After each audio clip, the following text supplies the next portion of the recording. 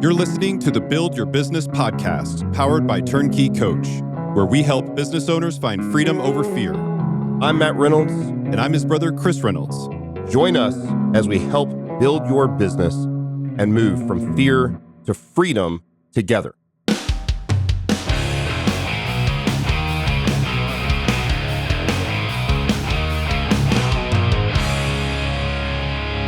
You're listening to the Build Your Business podcast, where we take you from fear to freedom. I am your co-host, Matt Reynolds. I'm here with my little brother, Chris. Welcome, sir. What's up? We've got about 20 years of business experience between the two of us, or actually each, so 40 years between the two of us. And we are excited. We don't do a lot of interviews, but we're excited to bring on a special guest today, Andrew Jackson, my COO, somebody that I have worked with for probably 15 years at this point. God, we're getting old. Yeah, I met you almost exactly 15 years ago. I forget that he's slightly older than me. I always feel like I'm the grandpa in the business. So this is my COO and my product manager for TurnKey Coach. And he has really refined a process that he calls the trust equation over the last several years. I think originally you presented it to the staff at Barbell Logic several years ago at our Barbell Logic kind of yearly conference. But we've since put out a few podcasts on this and on the Barbell Logic podcast, Peace Over Burden, things like that. But I'd like to dive in because I think it's imperative for our listeners to understand this. And so first off, welcome to the show. Glad you're here. Thank you. Honored to be here. It's your first time. It's kind of funny. We've done tons of podcasts together. I've just never had you on this podcast. So Andrew and I talk every single day. Chris and Andrew talk all the time. I'm very grateful to Andrew for leading the dev team. As most of you know, I can't write a line of code. Chris has been a great mentor to both Andrew on the tech side and certainly me on the 30,000 foot CEO founder side.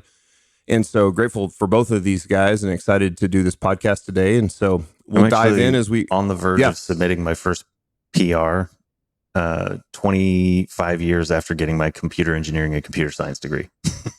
PR in what?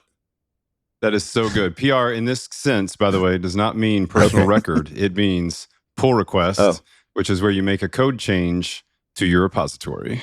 Yep. I got my local development set up last week. Ben and I had to hash that out. So I've got VS Code set up and starting to tweak prompts for the AI coach.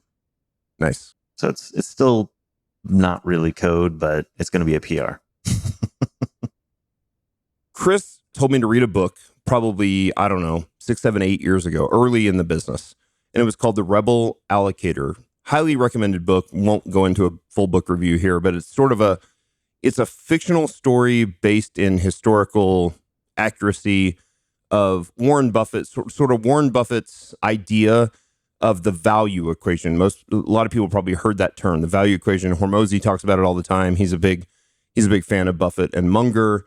And you've got this value equation of price, cost, and value, or cost, price, and value. The value comes between what two straws in that book? Value is on the far right. Then you have price in the middle, and then you have cost on the left. So the difference between cost value to the company versus price. Right. The difference between value and price, often referred to as either brand value or goodwill. And what we can talk more about is I added this trust equation into how you can build value, essentially. Yep. And then the difference between price and cost is going to be your profit, obviously. That's right. So the cost is the cost of the business. The price is the price that the consumer pays. The value is if they're paying $200 a month, they get $300 a month worth of value. And so what this really is a discussion about is how to bring more value to your clients, whether that's B2C or B2B. We've had some back channel communication there, and we think it applies tremendously to both. Certainly B2C, and for 95+% of B2B, I think it applies as well. And so you really dove into how to provide more value to your clients without necessarily a tremendous addition of work to the company or to the founder or to the employee, to the staff. And so I'm excited to dive into that. Like, how do we build value? And that really is what kind of created this trust equation. Let's take a pause really quick and let's do a quick background on your corporate experience, because you come out of aerospace engineering and lean manufacturing and things that probably most people wouldn't associate with strength coaching. But I think you've applied it. I know you've applied it incredibly well. And probably we may be the only company that's done this. It's applied lean manufacturing techniques and skills that you learned in your previous career to what we do at Barbell Logic as coaches. There's tremendous carryover, but even if you aren't a coach, I think there's tremendous carryover here for the relationship building aspect, human connection, trust, the things that AI cannot ever do. AI can supplement those things, but it can't ever actually build trust between two humans. And so why don't you take a few minutes and just give us a little bit of background on your previous career and kind of how you got here? Yeah, the thread of my professional experience is essentially leadership in highly technical, high intensity, high competitive environments. That started initially in the Navy and specifically as a nuclear engineering officer in the Navy. So I was required to know the same level of detail of all the specialists that are operating the nuclear reactor, whether it's the chemistry, the mechanics, how the reactor power is managed, still having to go through an engineering level of detail and leading teams within that type of environment to perform under, in many cases, high pressure situations. Most of the time we were intentionally, essentially voluntary hardship, where you run drills all the time because it's pretty rare that the reactor actually goes into some sort of actual problem state. So you have to voluntarily submit yourself to pretending like you had some sort of damage to the plant. So after the Navy, 6 years in the Navy, went into high reliability electronics. So a lot of aerospace, military, and medical implantable device, where similarly, I was in a leadership position managing factories, essentially, where you've got everything from operations to engineering to supply chain to quality management, delivering products that have a very high standard of value and quality, because some of the electronics we were literally implanting into people's heads, the cochlear ear implant, or they were going on the Mars rover or the Hubble spacecraft, where it's a one-way mission. And so these things have to be built correctly and they have to last forever, essentially, in an environment where they're being irradiated in space often, or in really high temperature commercial applications. That progressed into increasing levels of experience where I was managing teams, multi-site, international, and finished at an aerospace company where I was building the nacelle for the 787. So the nacelle is the nose that bolts onto the front of the engine and directs the airflow into the engine. Again, very high reliability, basically has to be built perfectly with multiple levels of engineering safety built into the product. And along the way, as I had supply chain roles, product management roles, but generally speaking, leading technical organizations in high pressure environments where value has to be high. And what was going on during that era that I was there in aerospace and a military was a lot of the tools that were developed and applied to U.S. manufacturing in the 80s and 90s in the automotive industry were being brought into the aerospace and electronics industry throughout the 2000s. So basically, after the 2001 crash, the aerospace industry went through this, existential crisis where they had to figure out how to get cost controls in place while still delivering high value, which is why I got my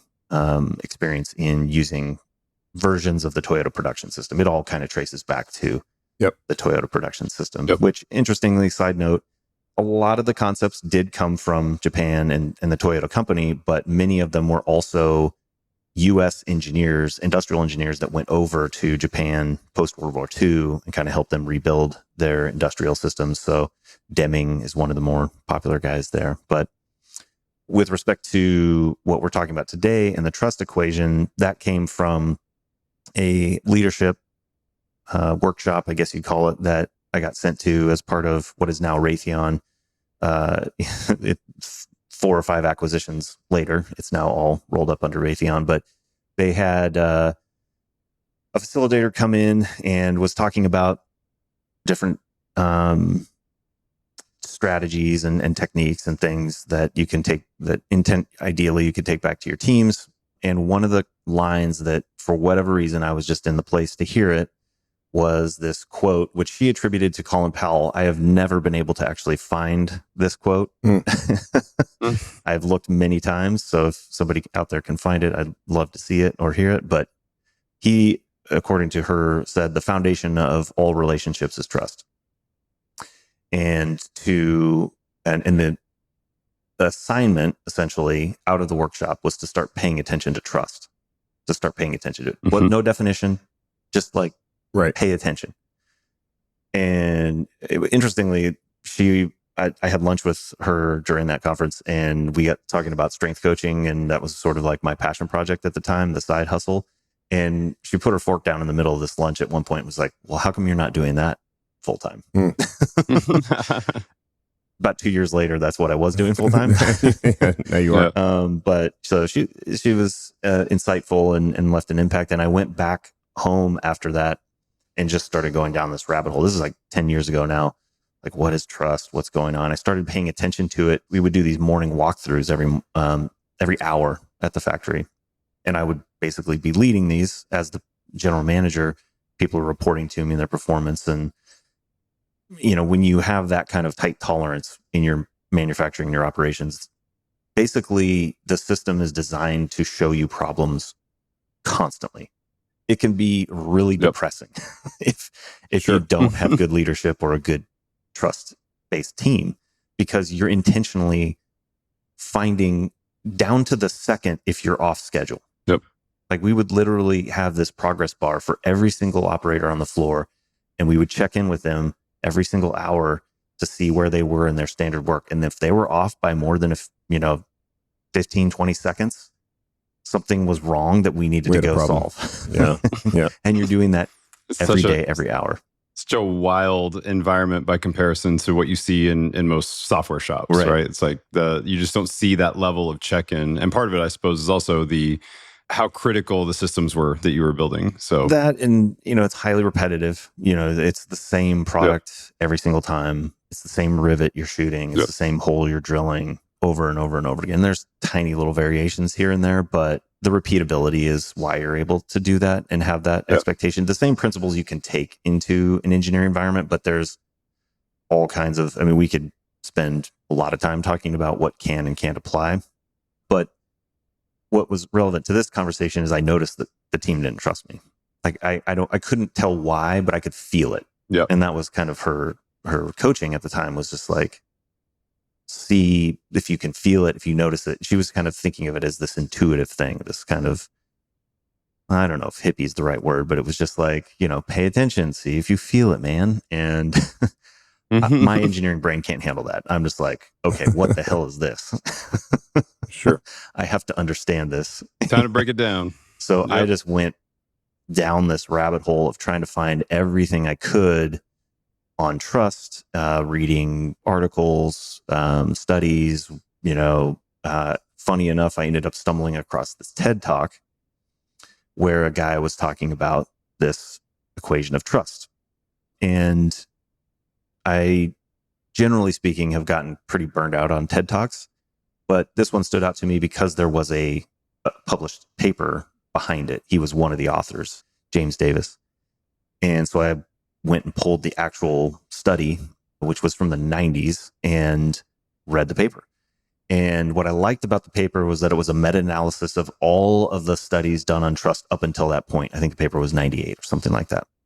Basically, they did this sort of keyword analysis of all the things that came up in all these different papers, and they distilled it down into a very concrete definition first of trust, which my brain was just like, oh, thank God. Okay, we have a definition, which is in their paper, based again on all the studies that they could find on trust, the willingness, and it's an action, which I like. It was the willingness and the choice to be vulnerable with another in the absence of being able to monitor whether they're actually going to do what they say they're going to do.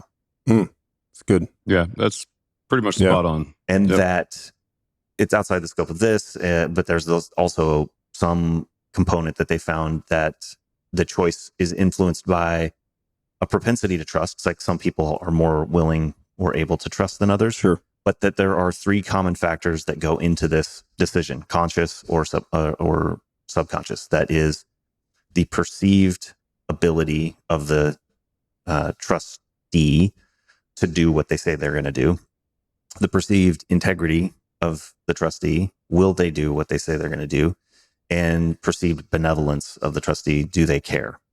And that those perceptions are context dependent. So, for example, I don't trust you, Matt, to be my skydive instructor. Probably a good idea. Yep. But I trust you to be the CEO of our company. What I really liked about it was, again, a concrete definition that made sense, that was based on a study of a broad set of data, which, again, you can go find lots of different definitions of what people think is trust. And I read The Speed of Trust by Stephen Covey, not the OG, but the son. And you can find those three elements in all of these different definitions of trust. That was one of the things that I liked about it, is it felt universal and kind of like a base truth.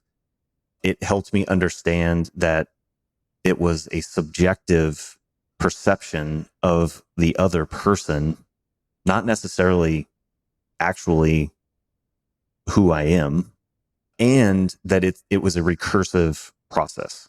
So thing happens, the trustor chooses to trust the trustee or not, an outcome occurs, and the cycle repeats. So that also was really powerful for me, because up until that point, I'd always kind of thought of trust as being this like binary on-off switch. But I started to see it from that framework as more of a cumulative line that sums those three perceptions. Right.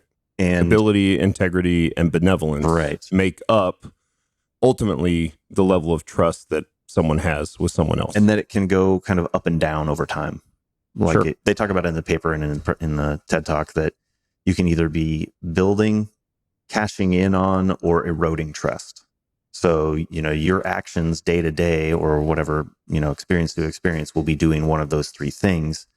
And so it gave me sort of again, from my engineering brain, the sort of aha moment I had sitting on my couch at 2 a.m. in my underwear, just like, racking my brain trying to figure this out, was like, then I started wondering, like, well, I wonder, why am I experiencing people don't trust me? Like, why do I have that feeling? And I'm just like, I feel like I'm doing all the things. And there was this moment, and literally at 2 a.m, I'm just not able to sleep. And it was that I don't trust myself. So the interesting thing that I've found is that, yes, there are things you can do to hold yourself accountable to somebody else. If you say you're going to do something, pretty good idea to do the thing. Build your skill set, because people will see that. But there is something, I think, again, maybe this sounds hippie, but I think we can pick up on whether somebody else has that trust themselves. What you do behind closed doors, you might think nobody knows. I think people can pick up on it. And I think if you can invest in building trust with yourself first, it will expand out into the people around you, which is also something from The Speed of Trust. And Stephen Covey, he talks about that as well. There's so many good things that come out of that. Like right off, my brain starts thinking about, the part of that I think is perceived by others is the ability part. So like when you think about hyper charismatic people can get to trust a little faster if their integrity and benevolence seem particularly high. And there's a couple of probably tricks for that being the case. Or even I would just say, like, maybe the way people naturally are. There's weird stuff about, like, I've read articles before about how integrity and benevolence can almost be read through someone's facial features and eyes and stuff. You have nothing, you can't change that stuff, right? Like, you're born with it. But when it comes to ability, think about the value of trust is at the center of sales for sure. Like so just for our audience, thinking about like founders and what they're doing, there's this whole thing where no one buys from somebody else that they don't trust, but they just don't. The more you project your own ability to understand what's going on in their world or the thing that you're trying to solve or whatever, that definitely has a big influence on how long it takes to establish trust. But the other part of it is, and I've been doing this for many, many years, it takes time to develop trust. It's the whole thing that you were saying before, right? It's not a binary switch. You're doing this stuff over and over again. This works for your relationship with customers, for sales. This also works with your relationship for employees and your ability as a founder to trust them to do stuff that you need them to do. It takes time to develop that. From a sales perspective, when you're going down that path, it's why you want to start by providing value first and not asking for value in return. Because what you're looking to get from them is not initially dollars, it's trust. Yep. The trust turns into dollars over time, right? But you have to be willing to lay out the value first, and then they lay out the value over time. You're paying essentially a compounding fee to be able to get to that point where those dollars compound, and now we're going to get more and more and more because we've developed trust. But it's so good. I could take these ideas and apply it to almost every aspect of business. It feels like the trust is so critical to every aspect of business. I think it's just and we've said it's excellent. Love people don't put their trust in brands; they put their trust in people. Right. They put their trust in founders. They put their and so the reality is that you can build a reputation of having the ability to get people to their goal or to achieve what they want to achieve. And that might be the reason they reach out to you. But the integrity and benevolence piece, will you do the things you say you're going to do? And do you actually care? They have to experience that in real time over a period of time to begin to build trust. And just, Andrew, like you said, some people are more willing to extend trust earlier. Some are kind of guarded and they have the walls up. And so really quick, before we dive deeper into the trust equation, I think for people that are listening, I would love to understand the bridge of how, one, when people think of things like big aerospace engineering, like companies like a Raytheon or a Boeing or whatever, the first thing they go to is probably not trust outside of safety. So I don't like Boeing obviously has lost some trust over the last several years because of problems with the planes and crashes and things like that. But outside of safety, the benevolence piece is not really there in lean manufacturing, aerospace engineering. We were talking about places like finance or military contracts, which is what these companies do a lot of. How did you understand that trust is still very important in that world? And the flip side of that question is, how then did you take the learnings of lean manufacturing from that world and take it into the service world of when you did make the change to strength coaching, to actually working with end user clients? Because those, I think, for listeners are going to be like, I can see why trust is important for a strength coach, but I don't see how lean manufacturing is important for a strength coach. I can see how lean manufacturing is important for aerospace engineering, but I don't really understand how personal relationship and trust, like, yes, I trust that the thing isn't going to crash, but outside of that, that's not inherently like in us to trust other people as part of these giant multinational corporations. So how did you make that connection, both ways? I would honestly say that was a huge blind spot and lack of understanding that I had, that this going down this rabbit hole helped me with, because my brain and the things that I valued placed very little on benevolence or care. I was, again, kind of engineering and very military, and manufacturing was just like very deliver results, do what you're going to do what you say you're going to do. So very high ability and high integrity. But in business, everything comes down to a relationship. And that took me so long to figure out, like, why would some people do the thing that was very clearly what we said we were going to do, and we all were all aligned on the mission, and we all had the ability to do it, and these are very high integrity people, but sometimes things were just really easy to get done and sometimes they weren't. And I think a lot of them came down to unhealthy relationships. Sure. And relationships that had a lot of trust, and generally the care piece was in there. That doesn't mean we're walking around giving each other hugs and, oh man, I love you all the time. But it's like, do you care about the work? Do you care about me as a human, as an individual? That I think was a huge factor in that world. And again, not because I made the connection. It was really thinking about it from this framework. I was like, man, I really need to start paying attention to that. And it helped me recognize why so many projects that we worked on in manufacturing failed, honestly, because especially when trying to apply lean manufacturing, these are really great tools on paper.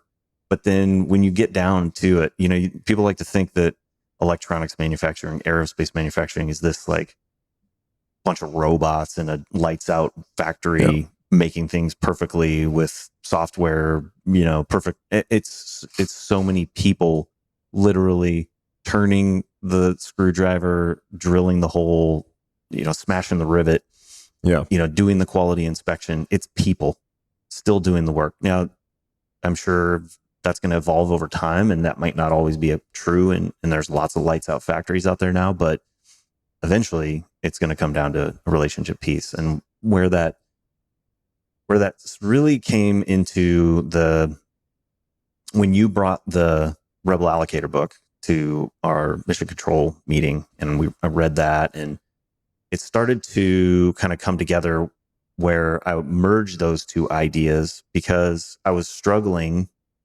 with our coaches in trying to talk about some of these principles because it didn't feel right to them to be what they perceived focused on just trying to go faster, which is a common problem with lean manufacturing application, is that it feels like you're just trying to go fast. You're trying to do more in less time, and that's it. And if you go back to the source material in the Toyota production system, it's actually about value creation first. You always start with the customer. You always start with the requirements. And that is kind of your North Star. Yes, eliminating waste is a big part of it, but it's not the goal to just try to do it faster at all costs. You have to keep the value part continually going up. Yes. Yeah. And that was kind of the light bulb moment for me in relation to Barbell Logic, was that what we're really trying to do is drive the value equation up. Because when somebody quits because they say it costs too much, what we should be reframing that as is that they no longer perceive the value. This is another reason that it connected with the trust value, is that value straw in that Rebel Allocator book is not set by what I think the value is as the business owner or the product owner. It's what the customer perceives the value to be. Yeah. And that's also dynamic. In strength coaching, what somebody values from my coaching on day one is very different than day 300. Sure. And I have to be constantly looking for ways to add more value in a way that they can perceive and continue to perceive as being greater than the price. Yeah. And of course, the lean manufacturing tools are super powerful at driving the cost down as well. That's obviously a huge component of it, because ultimately we have to be making a profit. But I thought it worked better at communicating with our coaches and better at communicating what I was really trying to do as an operations leader on the team, when I framed it as trying to add as much value per unit time as possible. That's where the cost piece comes in, is that you're trying to do as much, that you're trying to increase the value density of your operations. Yep. And that's how you make more money. I think it's super, super frustrating to a lot of founders that when they come to the realization that what have you done for me lately is just applies to every aspect of your life. And it does. Yep. In business, the customer continues to pay. If you got a good business anyway, and it's not a one-time outlay, right? They're just going to continue to pay. And you have to continue to provide marginally more value over time, which is super hard to do. But you have a customer leave, or you have, some type of situation that fails on you. And usually what it is that you weren't paying attention to that part. They were perceiving the value as dropping, and you were not paying attention to it in that process. The thing on day one becomes table stakes on day 200 or 300. That's just that's exactly right. Yep. In the coaching application, and this is actually one of the things I wanted to ask you guys, we were kind of chatting about it this morning. In the coaching presentation I gave, my thesis was that I think over time, the benevolence piece actually becomes a higher weighted component of the perception of trust, in that with a strength training client, they initially come in the door because I can get them stronger. I can add 100 pounds to their squat. They believe you have the ability. I have the ability to do it. And I do. Yeah. And then, we add a bunch of weight, but then, I've had clients now, I'm going on pushing a decade on some of our clients, which is crazy to me, but they are not adding 100 pounds to their squat anymore. Sure. They're staying strong, which, as some of these clients are now getting into their late 40s and 50s, that's like the equivalent of putting on 100 pounds to your squat in your 20s and 30s. But they continue to pay for my programming and my guidance. I think, some of that because it's the ability, I continue to build my skills. Different events come up where they need different sets of my skills, whether it's an injury or a life circumstance that I can program for them. I can customize the program for them. I continue to demonstrate integrity, and that's something, Matt, you built into the product from very early on, this 24-hour feedback, this kind of very high touch white glove experience. But then the things that I can do along the way that show that I still care about their training, I'm probably maybe the only person on earth that actually cares about their training. You care way more than their spouse does. Like, they care and you care. I know their kids' names by this point. I know their spouse's name. I know their job. I know how many times they've moved. I know what their interests are over time. And I continue to invest in building that part of the relationship. And that's why they continue to stay. And yes, the ability and the integrity is table stakes. It's very easy to lose a client. I think in particular, integrity is the one that almost becomes binary. Like, you have very thin ice that you're skating on if you start to break integrity.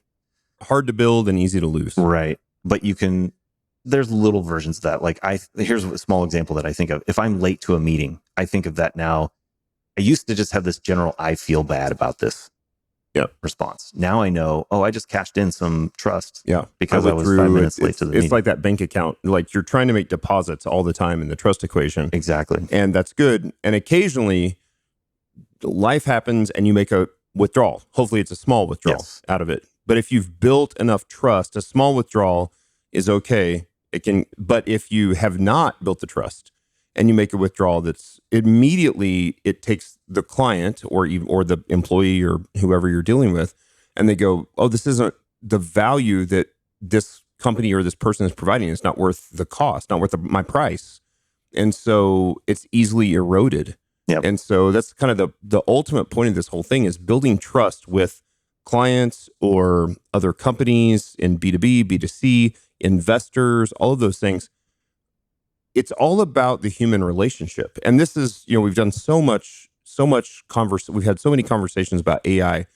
AI continues to build the ability and can be automated to even automate integrity on some level for the provider of the service. But the thing that it can never do is benevolence. I know when I go on to ChatGPT or Claude or Cursor or whatever, it is a disinterested third party. It does not and care. There is an advantage there because it doesn't see through the lens of emotion.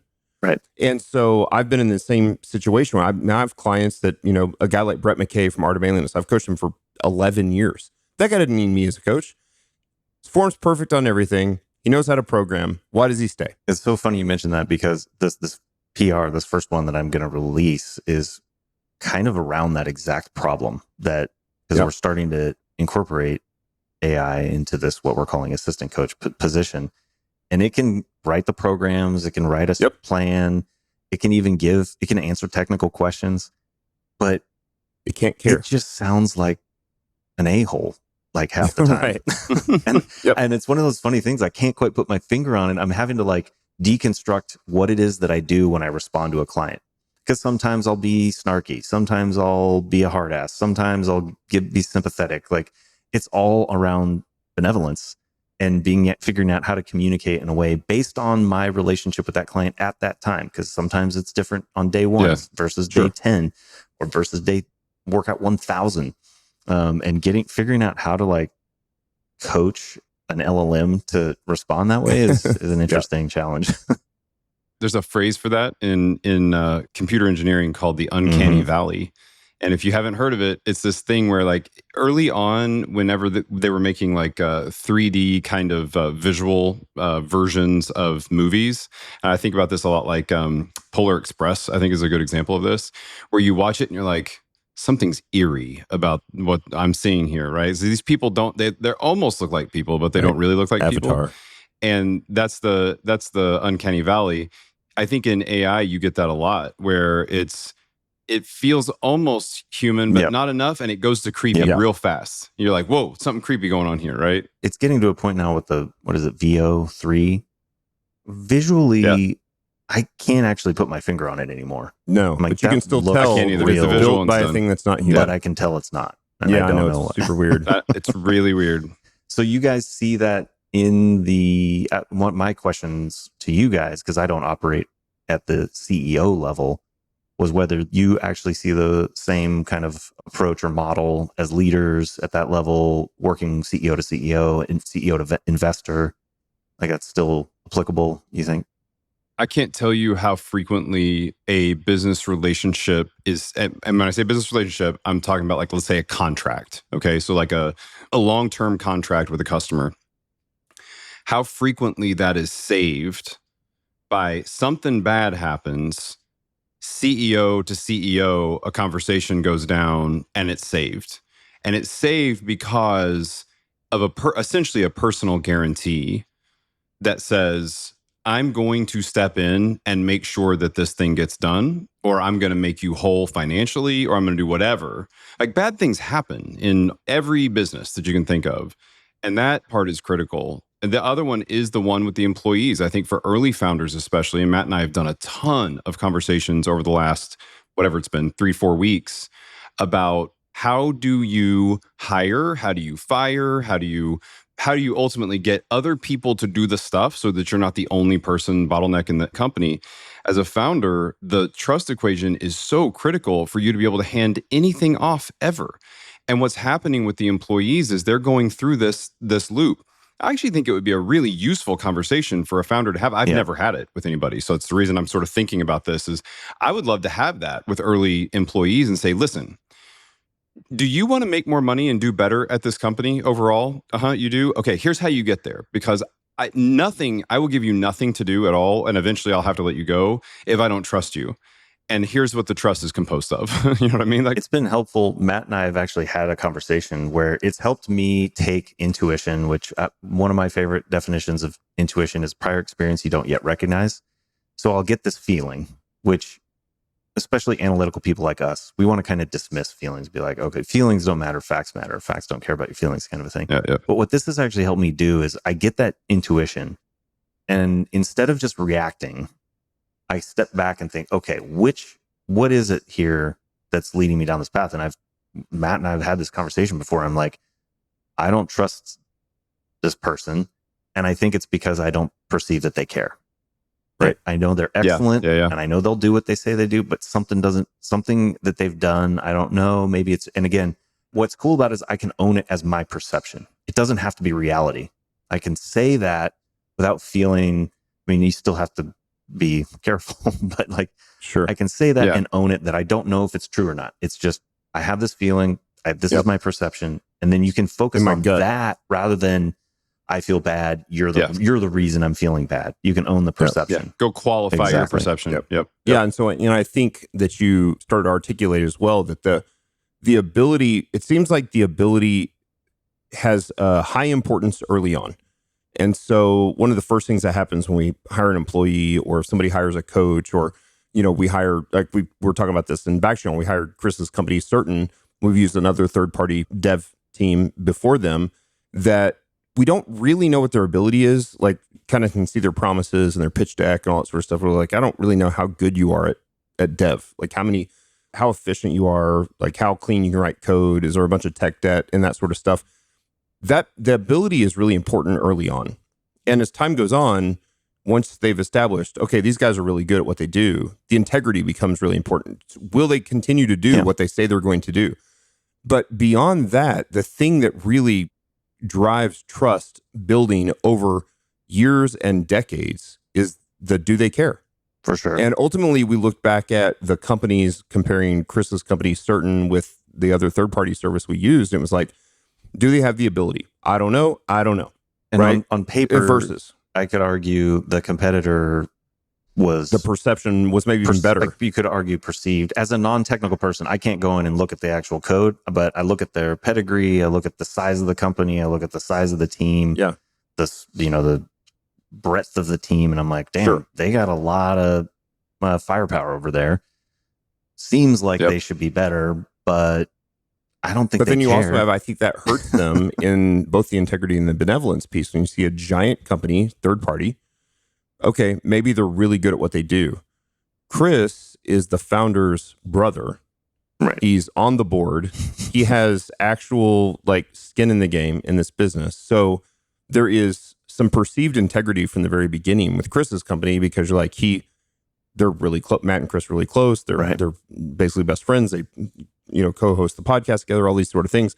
And then over time, you're like, well, and because of that, and they're intertwined, Certain actually cares. Whereas this other third-party company, because they're so big and because everything is transactional, you recognize it's just transaction. Yeah. They don't actually care. They can, even if the ability is great, that ability is important early on, but over time, the ability is like, well, there's other people that are capable of this. I want somebody that's not just able. I want somebody that has the integrity and has the benevolence as well. And so I think that's why Certain has been a good fit for us. And I think you can do that. But likewise, Chris, you were saying, I mean, I think every investor we've ever had in the business invested because they trusted, this is not self-aggrandizing, but because they trusted me, not because they were investing in the business or the going to the back page and look at what the projections were. Certainly that is a supplement to what they're doing, but ultimately they go, do I trust the founder? Yeah. To never give up in the midst of hardship. Okay, I can see this guy went through, a lawsuit and all sorts of other, he had this, I'm never going to let the company die attitude. Therefore, because he has that attitude, I'm investing in him. And as a supplement of that, I'm investing in the business, but ultimately I'm investing in this founder. And so it's still relationship to relationship. I've seen this, by the way, on almost every side of it. I've seen it with angel style investors, where I think in angel style investors, it's really very tightly related to the human on the other end. But man, I've seen this on the private equity side too, all the way there, where in board meetings, I've heard people talk about, these big corporate investors talk about, these people that we've put in charge are going to go as hard as they can at this until they're either going to die trying or they're going to get it done. And there's that aspect of it that you realize along the way, this never changes. This is true at any scale. Yep. It is just a basic human equation of the way that two humans can learn to, how you can get something done without it being you, right? As an investor, you're putting money to work and you have to trust that this team is going to get it done and they're going to raise the value of your investment. That's the whole idea. And the same is true for a founder with employees, and the same is true for CEO to CEO with your partners. All of that is always at play.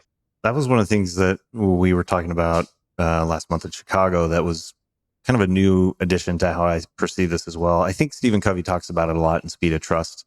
Well, his principal thesis there is trust is going to enable you to move faster at less cost. But what you mentioned was that it's also in the absence of communication, actual communication. Trust is sort of this proxy that's there. It's the voice in your head when the other person isn't there.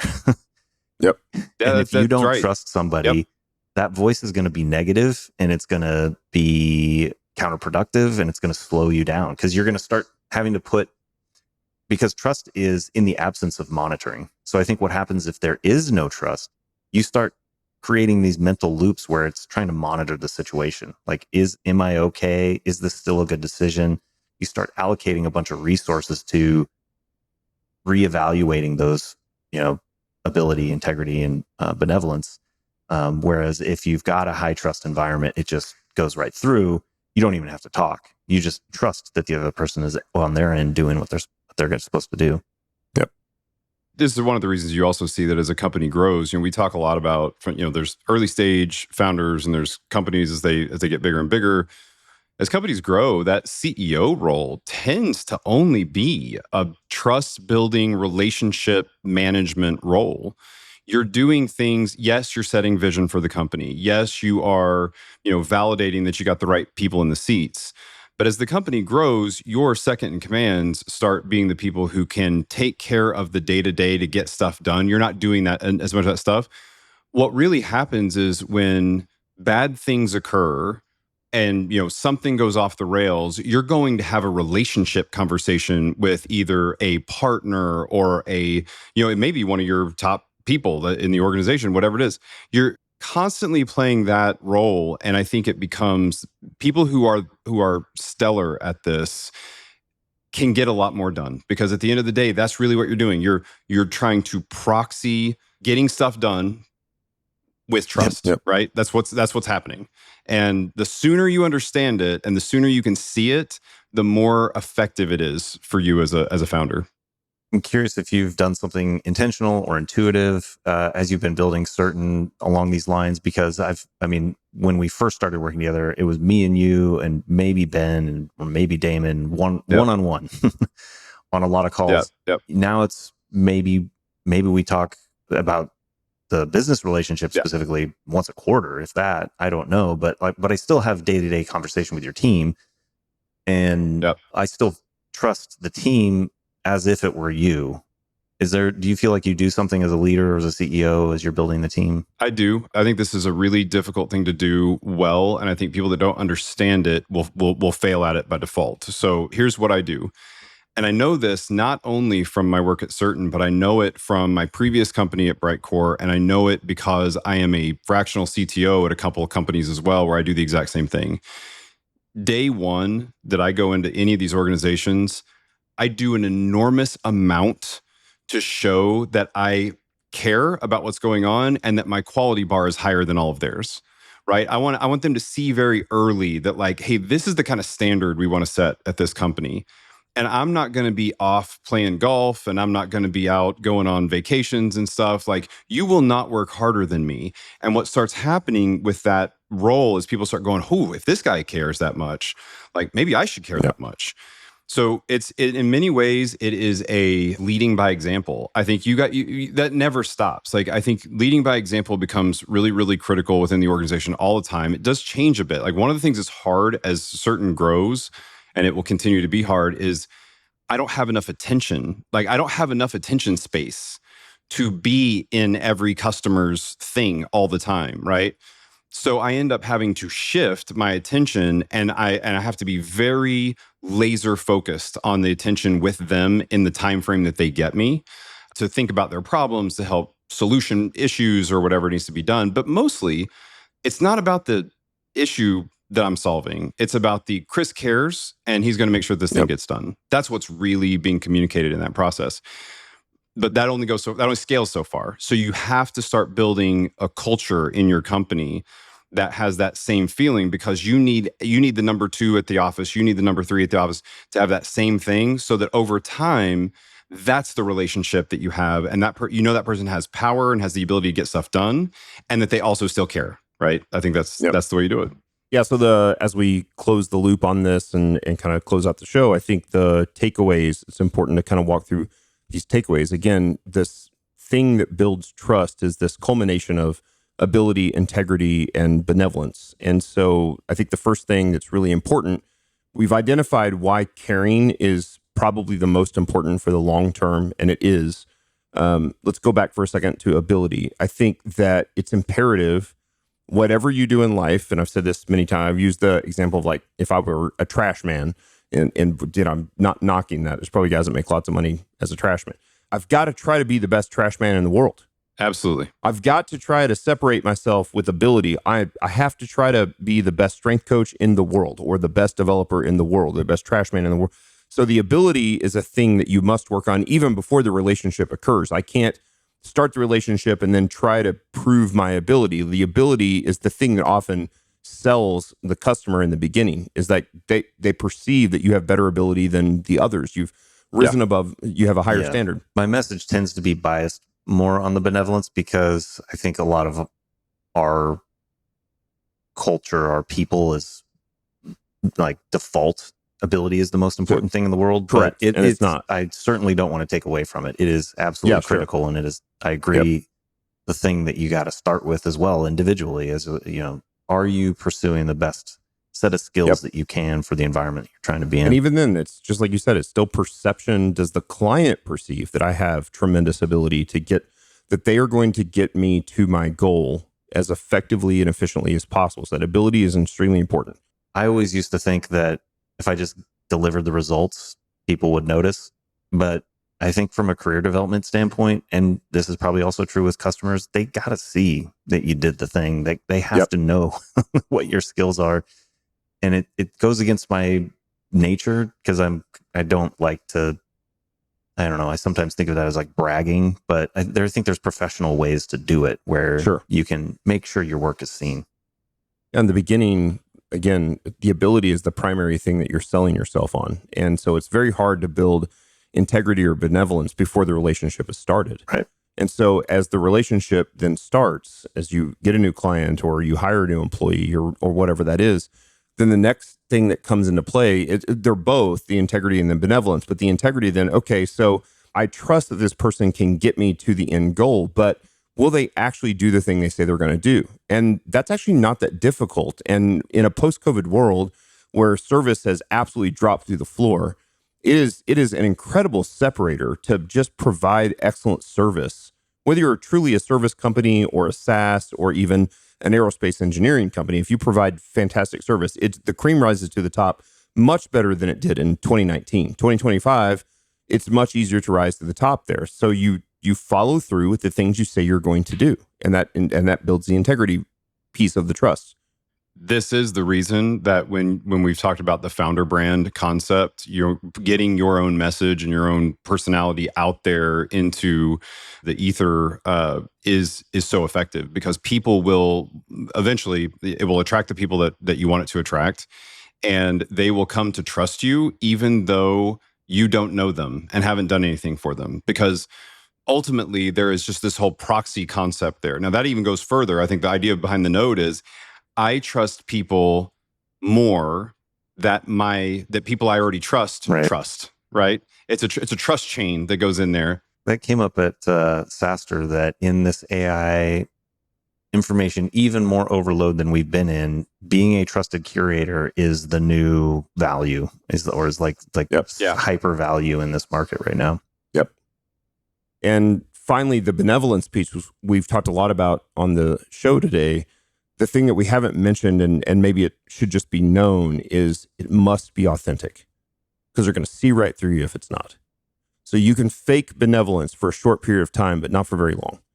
Do you actually care? Not, and certainly the perception that the client has that you care is the primary thing, but they will see through it if you don't actually care. Like, you can play the game for a little while, but you can't play the game long term. And if benevolence is the thing that keeps trust building over the long term, it must be truly authentic. I actually care as much about my clients' performance in strength coaching as they do. And no one else cares as much as I do. And them, their spouse doesn't, their family doesn't, their boss doesn't, their neighbors don't, people they go to church with don't.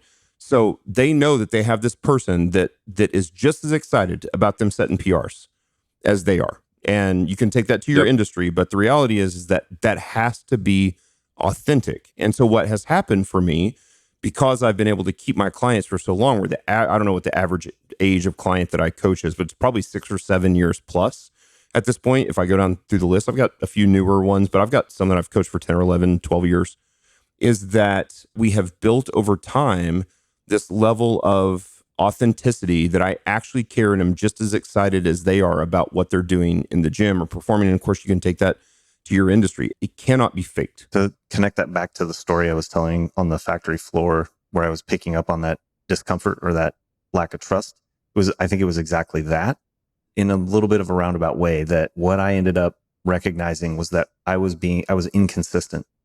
Yeah. Some days I would show up hyped up on coffee and I'd be super jazzed and excited. Other days I was completely exhausted, and things that I would do that I thought was communicating that I cared, they couldn't trust because I wasn't consistent.